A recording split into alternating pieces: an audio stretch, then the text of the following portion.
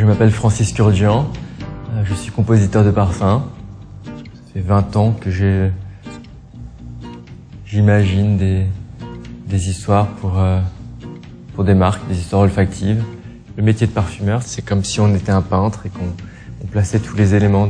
En tout cas, j'essaie toujours de faire un parfum pour qu'il ait vocation à traverser les années, à traduire son époque et à faire rêver le plus de gens possible. Quand je compose un parfum, je pars toujours d'un souvenir personnel. Donc je suis parti sur des souvenirs de figuier que j'ai eu.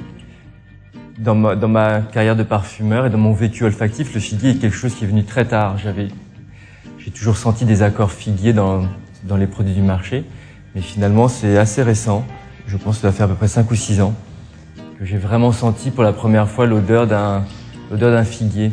Et il y avait cette odeur qui flottait dans l'air, quelque chose d'assez magique en fait. L'idée de travailler la figue pour Roger Gallet, c'était de l'ancrer dans un élan de fraîcheur. Une fraîcheur un peu presque française, j'ai envie de dire. Quelque chose de très chic. Fleur de figuier, c'est une note très colorée.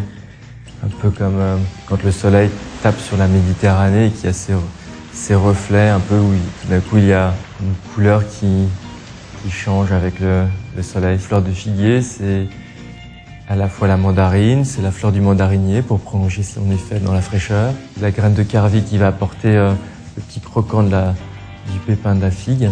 Un accord vert assez complexe, un accord lacté qui donne cet effet un peu chaud, profond, crémeux. Associer son nom à Roger Gallet, c'est à la fois un hommage aux prédécesseurs, et puis c'est aussi une forme de reconnaissance. Et je crois que quand on sent le parfum fini, il me semble que le parfum ou la formule restitue cette forme de joie et de bien-être dans lequel j'ai été finalement pendant tout le développement du projet.